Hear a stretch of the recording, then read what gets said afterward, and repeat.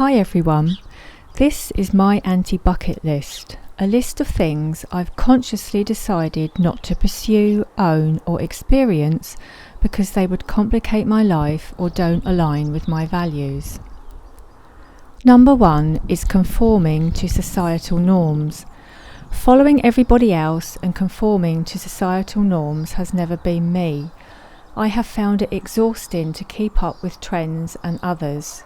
I've always acted independently and am not swayed by popularity of a particular belief or behaviour.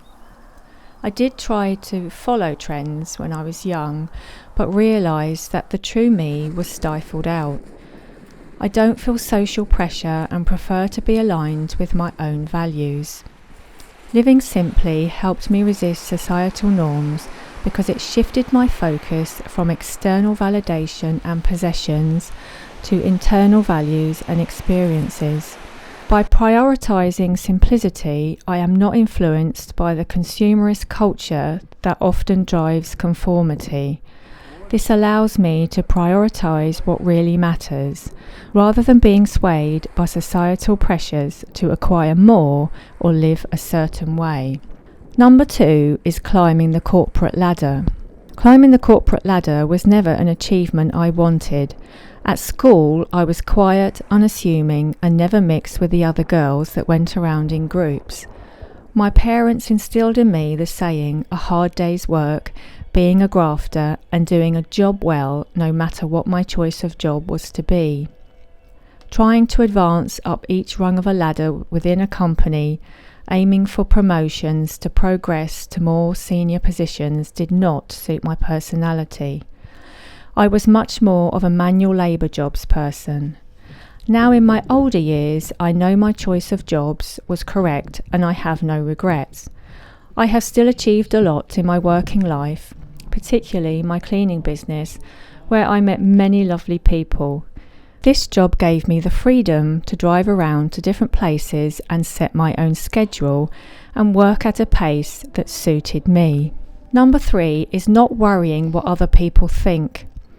When I was young, I had a persistent fear of being watched and judged by others.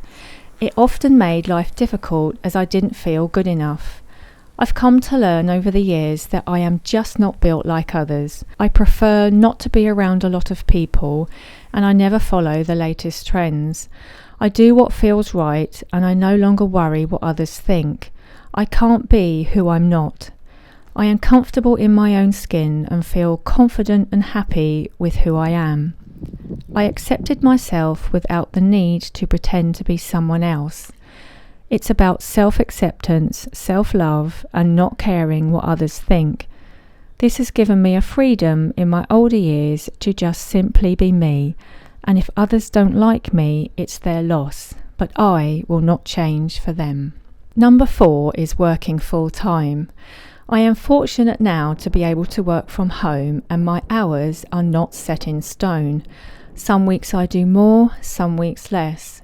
Less money is fine as long as I have enough to pay my bills. Free time is more meaningful and fulfilling. Freedom is my wealth when I'm walking in the New Forest or pottering at home tending to the garden, pets or chores. I can grab a coffee, have a sit down at my leisure. These things make me rich beyond measure and bring me happiness. Working from home has given me the ability to slow down and lead a simple life. I no longer carry stress on my shoulders, and I'm much calmer and tolerant than I used to be. I'm more positive and definitely happier. This richness is empowering because I made the right choice for me, no matter what anyone else thinks of it. Number 5 is rush around or complain. I spent many years rushing around, going to different jobs, rushing my home chores, going from one thing to another and complaining I had so much to do. Once I made a change and realised that all rushing around did was wear me out and exhaust me, especially if I was complaining as well, there was a definite shift in my mood and mentality. This morning, when I drove to the shops to drop off parcels, there was a traffic jam due to a road closure, but rather than complain, I sat quietly in my car listening to music turned down low.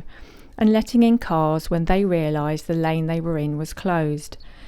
This made the journey much more pleasant, and I returned home in a calm frame of mind and was pleased that I had acknowledged people when they needed to change lane rather than get irritated. Being positive is who I am and who I want to be, and the rush culture can stay firmly behind me. By not doing these things, I have freedom and simplicity.